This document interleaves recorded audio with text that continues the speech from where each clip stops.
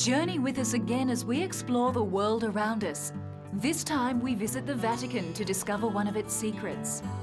From there, we cross to Africa to witness 1 million or more wildebeests take their journey. From the heat of Africa, we then visit some hot spas. We conclude this episode with a special tour of Germany.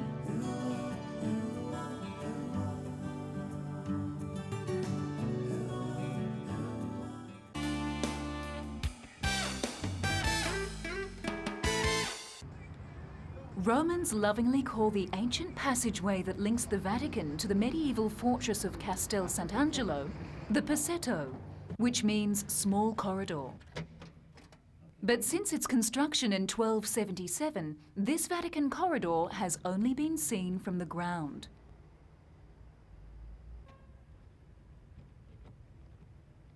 Following a long period of reconstruction work, now for the first time in hundreds of years, the corridor has finally been reopened to allow people to walk through almost the entire 800-metre length. The Vatican corridor was conceived in medieval times to provide a fortified raised escape route for popes and church hierarchy. It was also used as a strategic surveillance point to monitor activities around the Vatican. People could travel along the passageway unobserved by those down below in the street. When first constructed, the passageway would have been higher than surrounding buildings. Houses often several floors taller have now been constructed close by, and everyday life carries on around the ancient escape route. The arches of the passageway weave through parts of central Rome, and residents consider it as very much part of their city. But it is interesting to note that the Vatican is actually a state of its own. In fact, it is the world's smallest city-state. The two ends of the corridor nowadays are situated in two different countries. This gate marks the border and is the property of the Italian state. After the gate, it becomes the property of the Vatican state. It's only a small stretch of corridor, but from a historical rather than physical viewpoint, it's very long indeed. And it reflects the long and often complex relationship between the Vatican and Rome. The sense of history can certainly be felt, and it is not difficult to imagine popes scuttling along the battlements. During the sack of Rome in 1527, Clement VII had run down the passageway and taken refuge with 3,000 Romans in the fortress. Hundreds of Romans and tourists alike now queue on a daily basis to take a walk along the passageway. It has become a real hit, as it is also open in the evening, allowing people to avoid the high temperatures experienced during the day.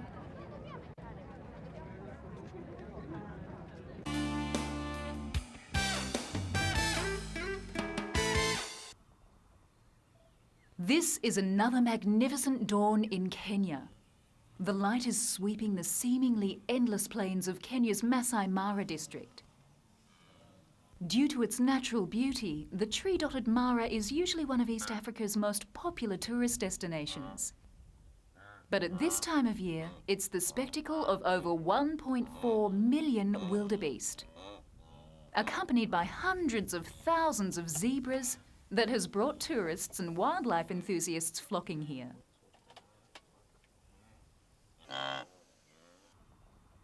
The herds are visiting from the Serengeti in Tanzania, the starting point from which they migrate in a clockwise fashion for almost 2,000 miles every year in search of rain-ripened grass. But in reality, there is no real beginning or end to a wildebeest's journey. Its life is an endless pilgrimage, a constant search for food and water.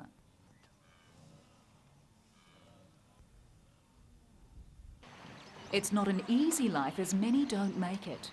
River crossings are dangerous enough. However, crocodiles add to the hazard.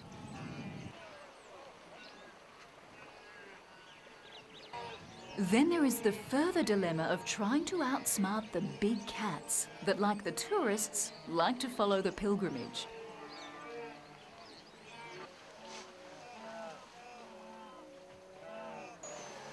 Anyone keen on seeing the creatures in action must pack a generous portion of patience along with their binoculars.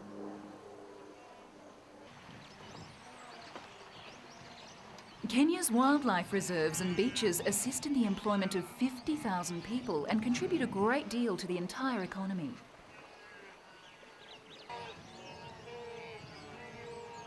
But it is the wildebeest migration that is the real attraction.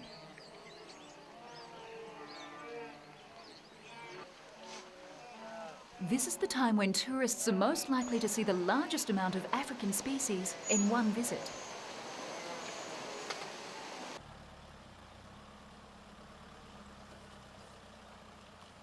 There are many very comfortable hotels in the Mara Game Park, which are fully occupied during the migration period. So if you wish to see this wonderful natural event, then booking in advance is a must.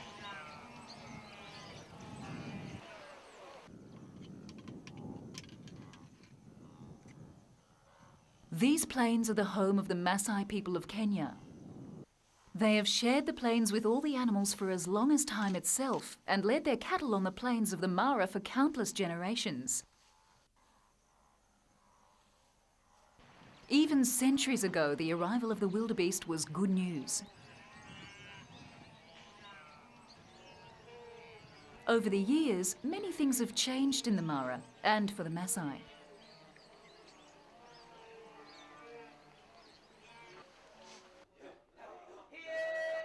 The coming of the wildebeest is still good news for the Maasai warriors, who make a bit of extra money entertaining tourists keen on learning more about their culture.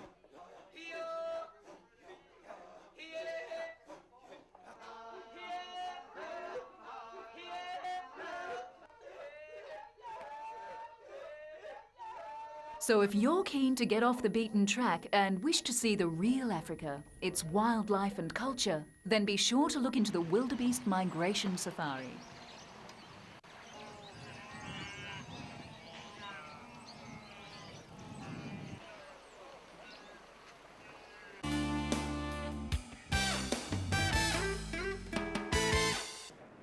Are you tired of a traditional sales pitch of paprika, gypsy music, great architecture, great European food to entice you to visit Hungary? Hungary is promoting its natural resources, some 1,300 hot springs to cater for Europe's ageing population.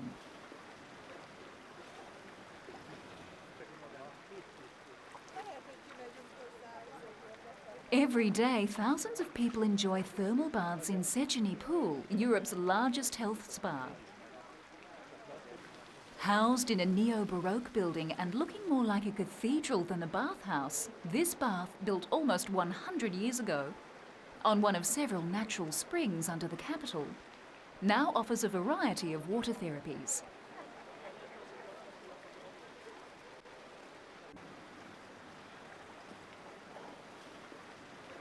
It is also famous for the chessboards provided for bathers in the water. For Hungarians, taking the waters is part of their culture.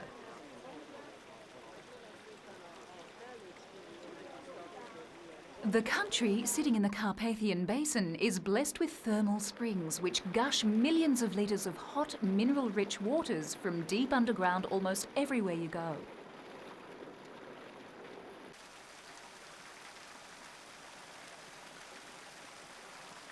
No wonder bathing tradition is long and rich and dates back to Roman times.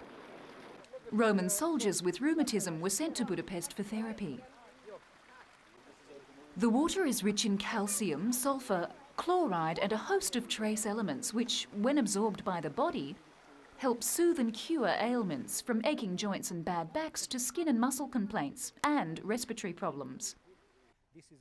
The clear sulphurous water, which at source smells strongly of rotten eggs, is said to be up to 20,000 years old.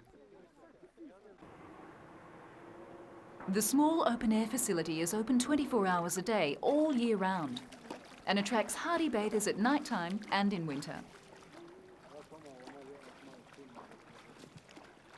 Many of Hungary's largest spas, like Heviz, the southern Hungarian spa resort and home to Europe's largest hot water natural lake, have modern techniques and therapies, offering a range of state-of-the-art health products from dentistry and laser eye surgery to fitness gyms, massage, mud packs and plastic surgery. Herviz is unique in the world with its 47,000 square metres, its mud and its huge collection of phytoestrogen.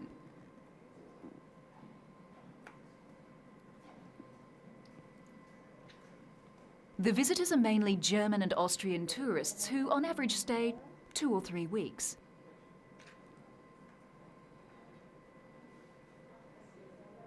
To entice travellers, a large development program was initiated and $155 million was spent on promoting health tourism.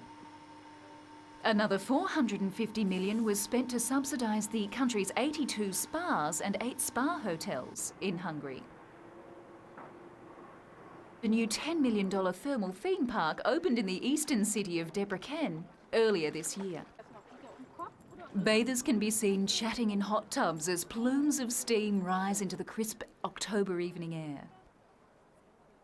Makeshift showers were put up by locals, and they have thoughtfully added a smaller pool nearby for naturists. Although it may appear that this is just for people looking to relieve some aches and pains, the truth is many tourists are happy just to take part in a tradition and play in the warmth of the spa's waters. So still visit Hungary for the gypsy music, paprika, architecture and all the other great cultural aspects. But perhaps you should include a spa tour in your itinerary.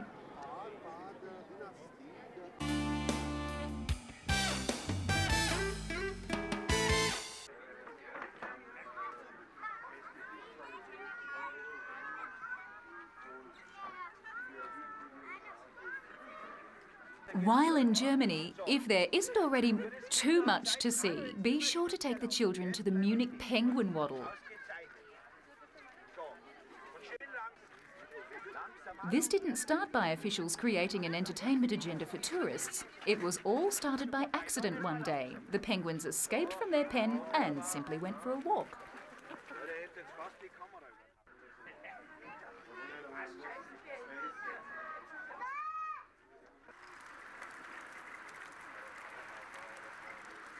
The zoo, which is one of the world's first natural enclosure parks, is always a great place to visit.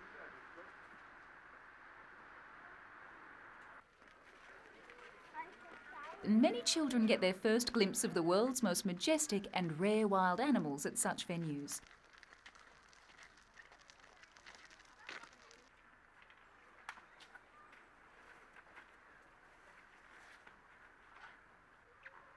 From bird life, such as these beautiful flamingos which preen and frolic and enjoy life in the comfort of their specially designed environment,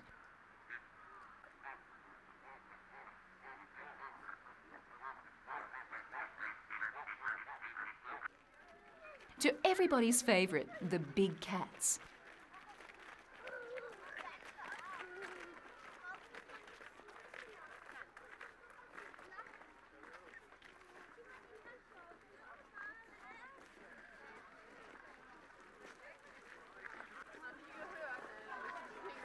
But unruffled by hundreds of spectators, rhinoceros, flamingos and feline predators, 6 penguins from the Munich Zoo insist on strolling out of their protective glass enclosure and across the zoo in what has become their annual tradition.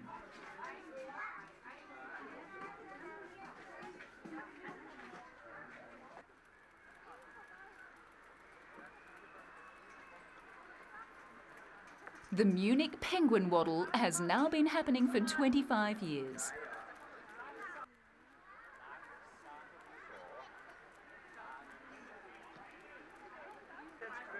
Officials at the zoo say the Penguin Waddle is not a tourist promotion, but a penguin-initiated project.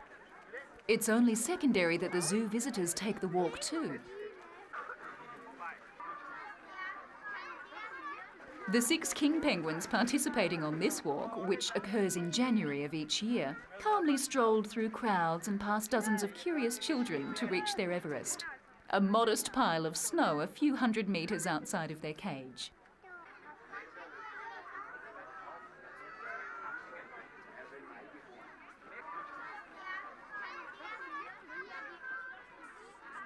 They will repeat this penguin peregrination every day until warm weather arrives. It seems it's the penguin's own way of answering the call of nature.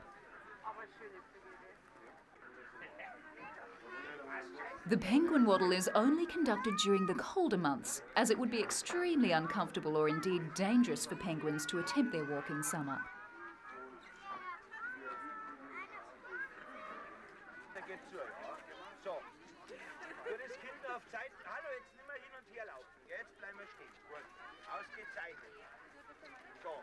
So if you are planning a trip to Germany, try to be there in the winter months to let the children walk with the penguins. It's just another great reason to visit Deutschland.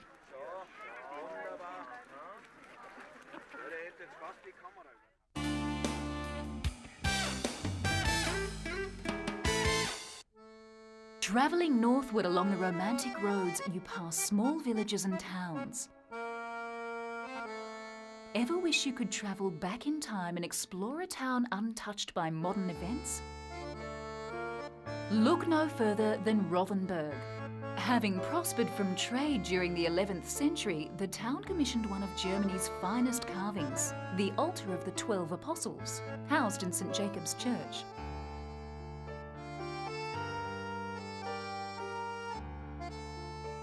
In Germany, there is always the scenic route to take, but almost everybody wants to enjoy the experience driving on the Autobahn just once.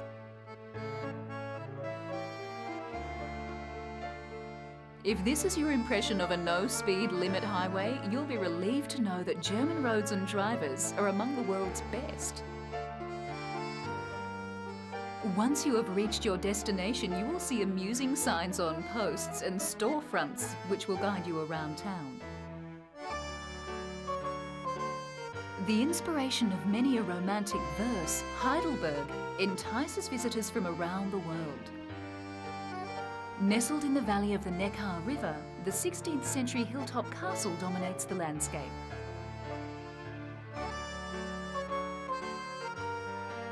Germany's first university was built here in 1386. Still standing as a shrine is the students' prison.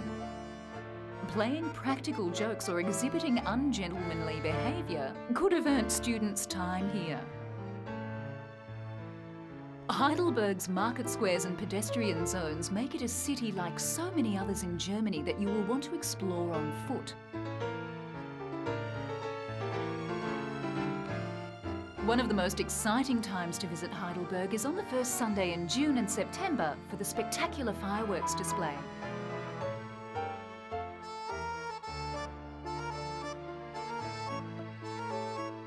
Leaving behind the bright lights of the city, tourists and natives alike often head for the Baden-Baden.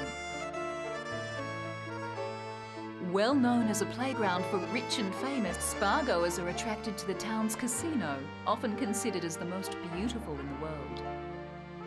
Surrounding this famous resort is the well-known Black Forest, where Mother Nature displays her majestic beauty.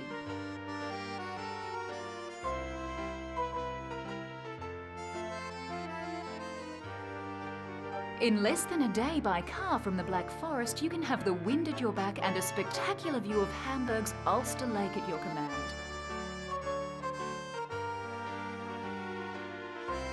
Surrounded by water, Hamburg has more bridges than Venice and more navigatable waterways than Amsterdam.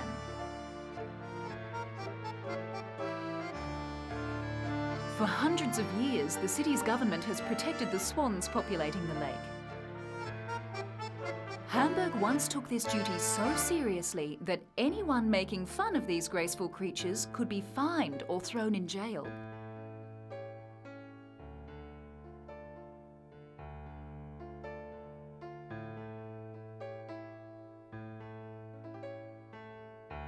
Hamburg's acceptance in the Hanseatic League in medieval times nurtured a powerful trading industry and today is one of Europe's most busiest ports.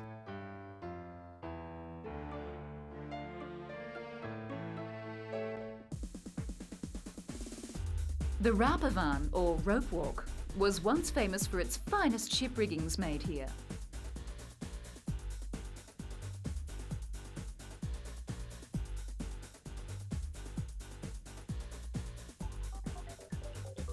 More recently called by some the most wicked mile. It's now infamous for its saucy nightlife.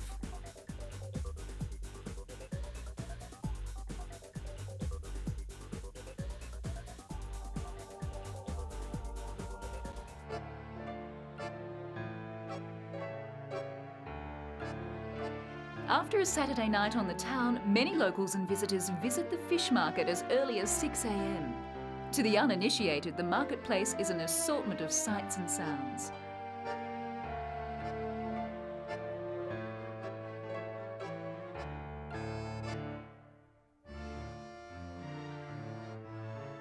But if you listen closely, this concoction of confusion is actually a symphony of salesmanship.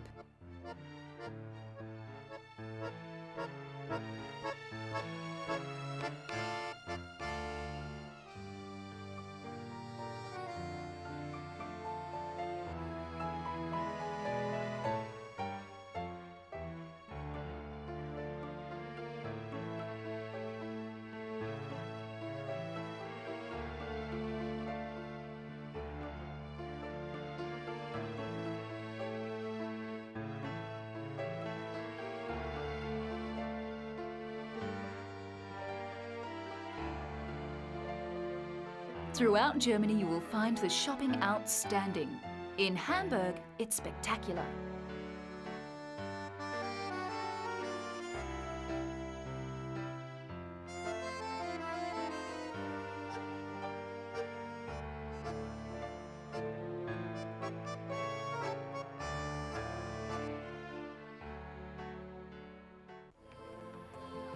Join Latitudes again when we next trek the globe and explore fabulous and exciting holiday destinations. For further information regarding any story on this episode, log on to www.pbtv.com.au.